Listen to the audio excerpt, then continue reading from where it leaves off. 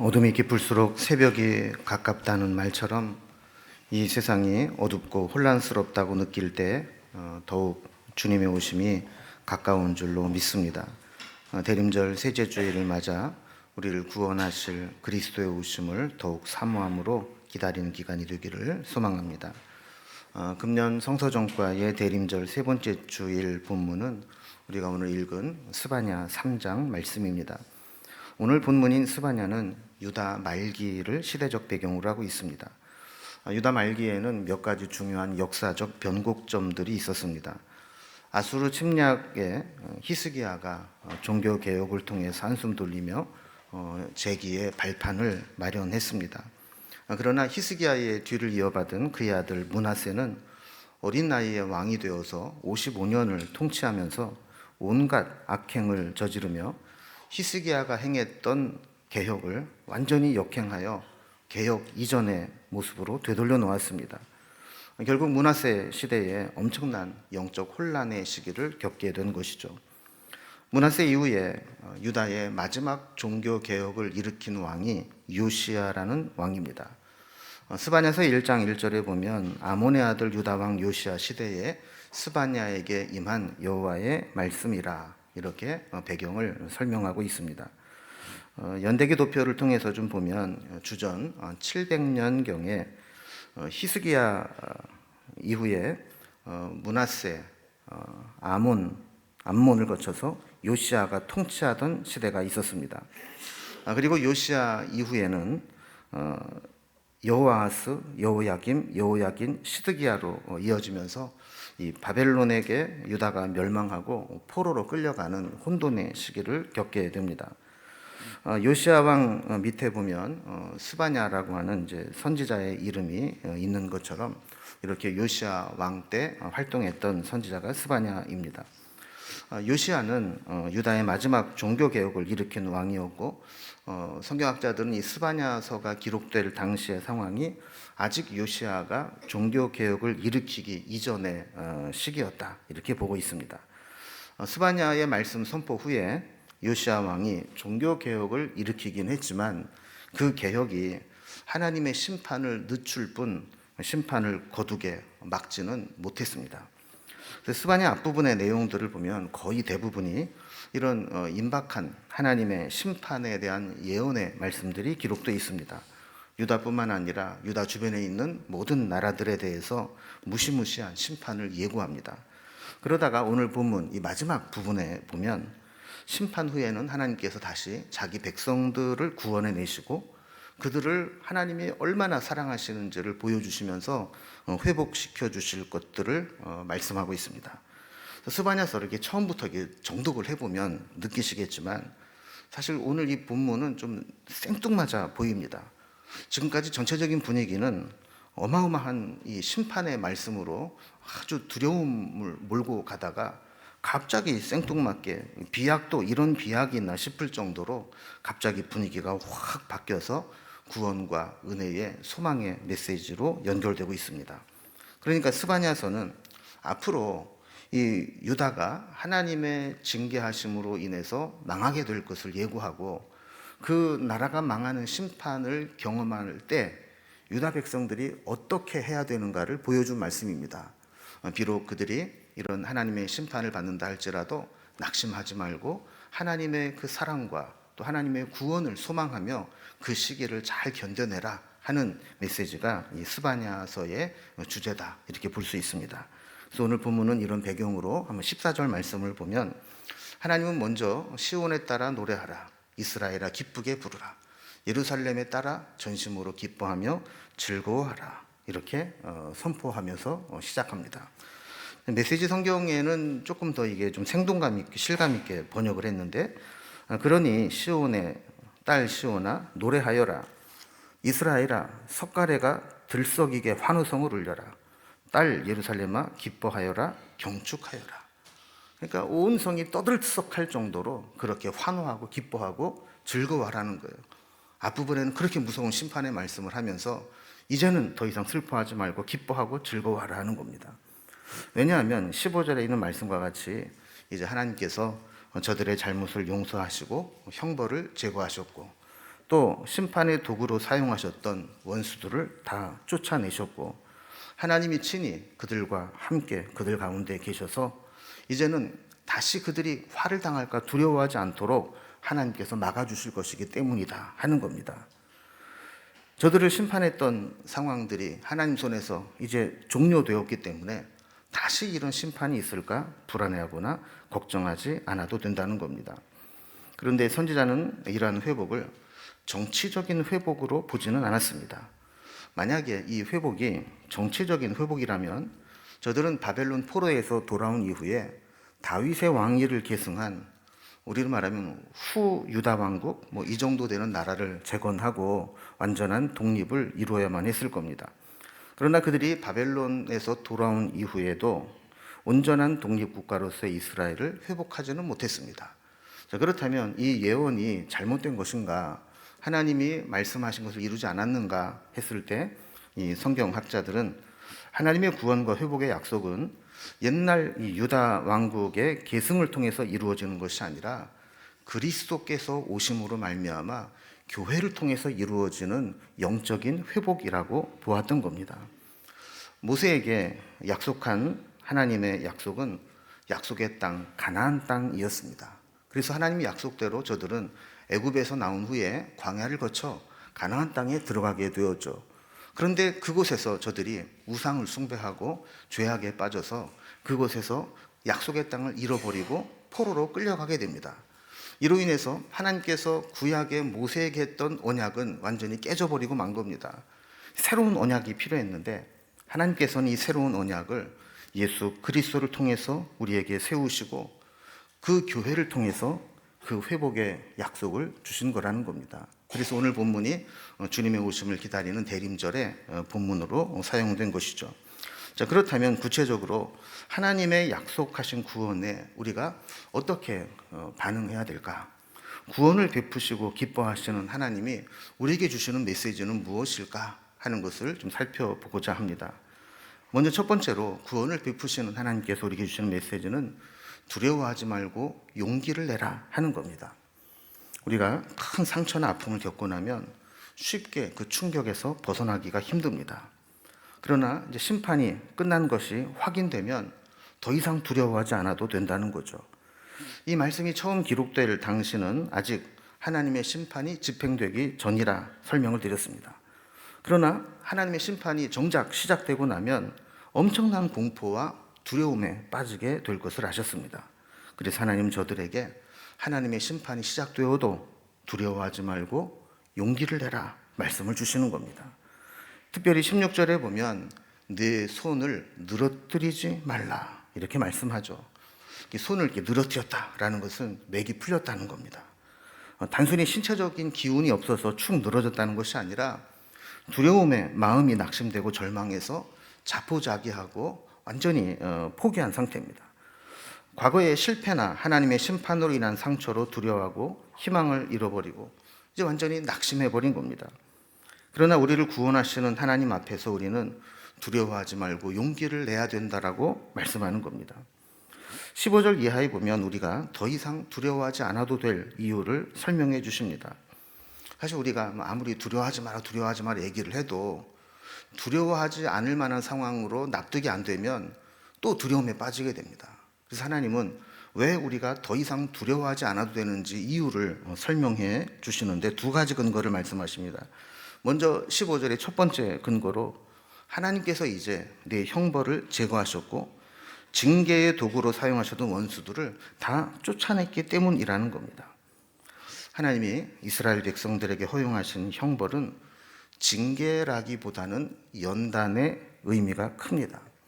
이 징계와 연단이 드러난 표현은 같지만 의미는 완전히 다릅니다. 징계는 단순히 잘못한 것에 대해 대가를 치르게 하는 처벌의 의미가 있다면 연단이라고 하는 것은 힘든 고난의 시간을 겪은 후에 더 강한 모습으로 성장하는 의미가 있습니다. 그래서 징계로 끝나면 그 징계로 인해서 고통을 당하고 쇠약해지지만 연단을 받고 나면 연단을 통해 더 강한 모습으로 성장하게 되는 것이죠. 그래서 연단 받기 전에는 별 볼 일 없어 보이던 사람이 하나님의 예정된 연단을 모두 마치고 나면 세상이 깜짝 놀라게 만드는 그런 사람이 되어 돌아오기도 하는 겁니다. 두 번째로 우리가 두려워하지 않아도 될 이유로 준 근거는 하나님이 그들 가운데 계시기 때문이라는 겁니다. 저들이 하나님의 징계를 받을 때는 하나님이 없는 것처럼 생각이 됩니다. 하나님이 계시다면 나에게 이런 고난을 허락하실 수가 있는가? 이런 생각을 하게 되는 거죠. 그런데 이제 하나님께서 이 모든 고난을 끝내고 그들과 함께 지켜주시겠다고 말씀을 하는 겁니다. 그래서 하나님이 함께 하시기 때문에 더 이상 두려워하지 않아도 된다는 것을 깨닫게 되는 거죠. 자라보고 놀란 가슴 소뚜껑 보고도 놀란다는 말처럼 우리는 때로 큰 사건을 경험하고 나면 또 이런 일이 일어나면 어떻게 하는가 하는 두려움에 빠지게 됩니다. 그러나 이제는 하나님께서 저들의 든든한 보호자가 되어주셔서 원수들을 다 쫓아내셨기 때문에 이젠 더 이상 두려워할 필요가 없다라는 거예요. 하나님은 우리에게 절망과 낙심을 가져다주는 그 어떤 것보다도 크고 강하신 분입니다. 하나님은 모든 어두움보다 더 밝으신 분이고 세상의 모든 사망의 그늘보다 생명력이 강하신 분입니다. 여러분, 우리 주변에도 보면 우리를 두렵게, 절망하게, 낙심하게 만드는 것들이 있습니다. 우리로 하여금 주저하게 만들고 의욕을 상실하게 만들고 하던 것을 중단하고 포기하고 싶게 하고 이 길이 아닌가 보다 다른 길을 찾는 게 낫겠다는 생각을 들게 하는 것들이 있습니다. 특히 저항의 강도가 크면 클수록 그 충격도 크게 됩니다. 이런 상황에서 다시 기운을 낸다, 다시 용기를 내고 의욕을 되찾는다 하는 것은 쉬운 일이 아닙니다. 엄청난 에너지와 반전의 상황이 연출되어야 가능한 일입니다. 그러나 하나님은 우리와 함께 하실 때 우리를 두렵게 만드는 요인들을 제거해 주시고 다시 우리에게 은혜를 베풀어 주셔서 우리로 하여금 용기를 갖게 하시겠다고 약속하십니다. 우리의 가장 큰 힘의 에너지의 원천은 우리 하나님이시고 우리 삶의 가장 큰 반전의 상황은 하나님이 개입하시는 것인 줄로 믿습니다. 그 하나님께서 우리와 함께 하시겠다고 약속하셨기 때문에 우리를 두렵게 만드는 것, 용기를 잃게 만드는 것, 이 상황 속에서도 다시 한번 하나님을 바라보며 믿음으로 용기를 갖기를 주님의 이름으로 기원합니다. 두 번째로 우리에게 구원을 베푸시는 하나님께서 우리에게 주시는 메시지는 하나님의 구원을 기억하라 하는 것입니다.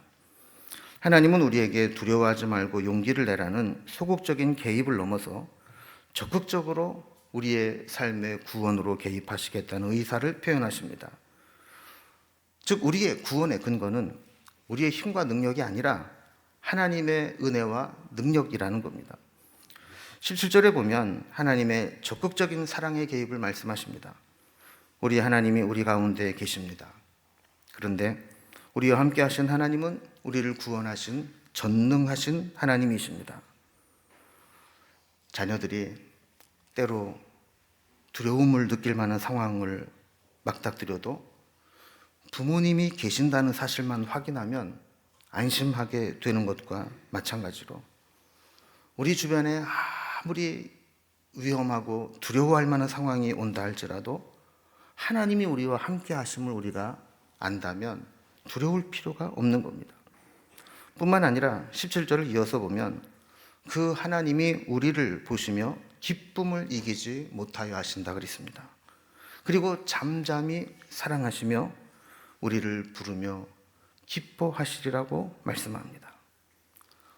어찌할 바를 모를 정도로 우리를 사랑하시고 기뻐하시고 좋아하신다는 겁니다. 마치 부모나 할아버지 할머니가 자녀나 손주들을 보면서 그저 어떻게 좋아서 어찌할 바를 모르는 것과 같은 겁니다. 저는 이 말씀을 볼 때마다 저희 할머니가 생각이 납니다. 저희 할머니는 해바라기처럼 집에 있는 내내 저만 쳐다보고 계실 때가 많았습니다. 제가 밥을 먹어도 옆에 앉으셔가지고 저만 쳐다보고 계십니다.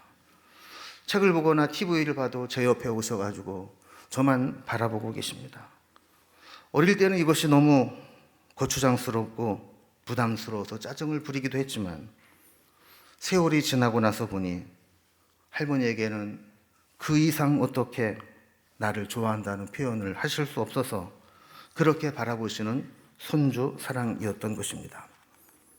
하나님은 우리를 그렇게 사랑하신다고 말씀합니다. 우리는 사람으로부터 사랑과 관심을 받아도 그게 큰 힘이 되고 격려가 될 때가 있습니다. 그런데 하나님으로부터 이런 사랑과 관심을 받는 존재라면 우리는 기뻐할 수밖에 없는 행복한 사람들입니다. 하나님의 사랑의 표현은 우리의 상상을 초월합니다. 오늘 본문에 보면 두 가지의 좀 이질적인 표현을 하고 계시는데, 하나님의 사랑을 첫 번째로는 기쁨을 이기지 못하는 사랑이다 이렇게 표현하시고, 또 한편으로는 잠잠히 사랑하신다고 표현하십니다. 사실 기쁨을 이기지 못하는 강력한 에너지와 잠잠히 사랑하는 것과는 좀 어울리지 않는 표현처럼 보입니다. 어떤 학자가 이렇게 해석을 했습니다. 하나님의 사랑은 크고 무한하지만 그 하나님의 사랑을 우리에게 그대로 쏟아내면 그 사랑을 감당할 수가 없다라는 거예요. 그래서 하나님은 우리가 감당할 수 있을 만큼의 사랑을 표현하시고 절제하신다는 거죠. 하나님은 우리가 어떤 자격이 있어서 우리를 사랑하시는 것이 아닙니다.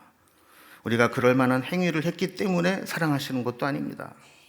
하나님은 그저 우리를 있는 그대로 사랑하시고, 우리 어떤 행위 때문이 아니라 우리 존재 자체로 우리를 사랑하시는 분입니다. 그런데 우리는 때로 살아가면서 그 사랑을 잃어버릴 때가 있습니다. 만약에 부모가, 또 할아버지 할머니가 자녀나 손주가 너무 사랑스럽고 이뻐서 그냥 보는 것만으로도 어쩔 줄 몰라서 바라보고 있는데, 정작 그 자녀는 생기 없이 낙심하여 풀이 죽어 있다면 그거를 바라보는 마음이 얼마나 아프겠습니까? 이게 또 얼마나 어색한 장면처럼 보이겠습니까? 부모님이 그렇게 사랑하면 자녀들도 같이 둥가둥가 하면서 신이 나서 좋아해야 할 텐데, 그럴 힘이 없이 낙심되어 있다면 얼마나 아프겠습니까? 우리가 하나님의 구원의 사랑을 깨닫고 반응하며 우리도 함께 그 사랑에 기뻐하게 될 때, 하나님은 이 세상을 다 얻은 것처럼 기뻐하실 것입니다. 마치 중환자실에서 의식을 잃은 채 오랫동안 누워있던 자식이 의식이 돌아와 대화를 할 수 있게 되고, 모든 기억을 되살리고 몸의 기능들이 하나하나 정상화되어 반응하기 시작할 때, 그 부모의 기쁨은 이루 말할 수가 없을 것입니다. 하나님은 오늘 우리에게 그러한 것들을 원하십니다. 하나님이 우리를 그렇게 사랑하시는데 너희는 왜 낙심하고 두려워하고 있느냐? 왜 손을 늘어뜨리고 절망하고 있느냐? 너희는 힘들 때마다 나의 사랑을 기억하라 말씀하시는 겁니다. 마지막 세 번째로, 하나님의 구원을 받은 자는 칭찬과 명성을 얻게 하리라는 말씀을 기억하라고 말씀합니다. 하나님의 사랑과 은혜는 단순히 우리를 위험에서 건져주는 것으로 끝나지 않습니다. 하나님은 우리가 원래 어떤 상태였는가를 18절에서 이렇게 설명합니다. 내가 절기로 말미암아 근심하는 자들을 모으리니 그들은 네게 속한 자라. 그들에게 지워진 짐이 치욕이 되었느니라 그랬습니다. 그냥 읽으면 이게 무슨 뜻인지 잘 이해하기가 어려운 부분인데, 잘 살펴보면 이런 내용입니다. 여기 보면 절기로 말미암아 근심하는 자들을 내가 모으겠다 그랬습니다. 절기가 되어도 그 절기의 성회에 참석할 수 없는 자들을 의미하는 겁니다. 예를 들면 절기가 되었습니다. 그 성회로 소집이 됩니다. 그런데 여기에 참석하지 못하는 자들이 있습니다. 포로로 끌려가서 노예 생활을 하면 그곳에서 보내주지 않으면 못 가는 겁니다. 또 예루살렘에 있다 할지라도 율법에 신체적인 장애나 또 이방인과 같은 출신의 문제가 있는 사람들은 성전에 들어오지 못하도록 하는 규정들이 있습니다. 여기에 해당되는 사람들은 절기가 반갑지 않습니다.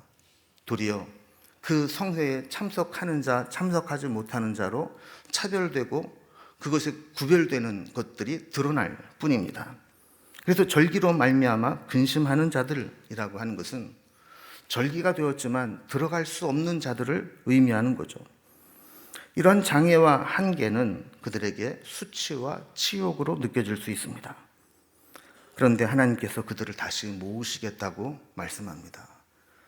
19절 말씀처럼 우리를 괴롭게 하던 자들을 다 벌하고 몰아낸 후에 그동안 절기에 성회로 모이지 못하던 자들을 구원해내고 쫓겨갔던 백성들을 다시 다 불러 모으고 그들에게 은혜와 복을 주셔서 온 세상에서 수욕을 받던 자들에게 이 세상에서 칭찬과 명성을 얻게 하신다고 말씀합니다. 우리 자녀들이 이 세상에서 세상 말로 출세하고 칭찬과 명성을 얻기를 원하는 것처럼 하나님도 우리가 이 세상에서 치욕을 당하는 것이 아니라 칭찬과 명성을 얻기를 원하시는 겁니다. 우리가 하나님의 엄청난 사랑을 받고 거기에 보답하는 것도 하나님으로 인해 칭찬과 명성을 얻는 삶을 사는 것입니다. 그러나 문제는 우리가 하나님의 자녀들이지만 항상 성공하고 항상 승리하는 것만은 아닙니다. 때로는 하나님의 자녀도 취업에 실패할 수 있고 앞길이 막히는 것처럼 느낄 때도 있고 사업에 어려움을 겪을 수도 있고 원치 않는 질병으로 고통의 시간을 보낼 수도 있습니다. 심한 경우에는 믿는다는 사람에게 왜 저런 고난이 오느냐고 손가락질을 받는 상황이 생길 수도 있습니다. 그러나 하나님은 그 수치와 치욕을 변하여 칭찬과 명성을 얻는 자가 되시겠다고 약속해 주셨습니다. 하나님을 믿는 자는 지금 당장 눈앞에 보이는 현실만 바라보는 자가 아니라 우리에게 약속하신 하나님의 약속을 붙잡고 믿음으로 나아가는 사람들입니다. 우리에게는 모두 우리의 내면 깊은 곳에 열등감이나 자격지심, 비교의식이나 과거의 실패로 인한 트라우마, 또 사람들에게 받았던 수많은 상처들, 시험에 들어 넘어졌던 경험들, 이런 것들이 우리의 마음 기저 속에 남아 있습니다. 이런 것들이 우리로 하여금 계속해서 앞으로 나아가지 못하고 넘어지도록 발목을 잡고 우리를 넘어뜨릴 때가 있습니다. 믿음의 사람들은 이런 것들 때문에 절망하고 좌절하고 주저앉아 있어서는 안 됩니다. 하나님은 우리에게 수치와 치욕을 당하던 자들을 불러 칭찬과 명성을 얻는 자가 되게 하겠다고 말씀하십니다. 우리는 못하지만 하나님은 하십니다. 그래서 하나님께 이 모든 삶을 맡기고 하나님께서 우리를 새롭게 하실 것들을 기대하며 믿음으로 나아가야 합니다. 오늘은 대림절 세 번째 주일입니다. 주변 상황은 어수선하고 혼란스럽지만 이 모든 상황이 마무리되고 하나님의 구원하심을 기다리며 기도함으로 이 절기를 보내기를 소망합니다. 이제 말씀을 마무리하며 정리해 봅니다. 우리 앞에는 어렵고 힘든 상황들이 있지만 주님은 우리에게 말씀하십니다. 두려워하지 말고 용기를 내라. 어떤 상황 가운데에도 하나님의 구원과 사랑하심을 기억하라. 그리고 수치와 모욕을 당하던 자들에게 칭찬과 명성을 얻게 할 것이다. 예수님께서 이 땅에 오신 목적입니다. 그 주님을 모시고 약속하신 은혜를 누리며 살아갈 수 있기를 주님의 이름으로 기원합니다.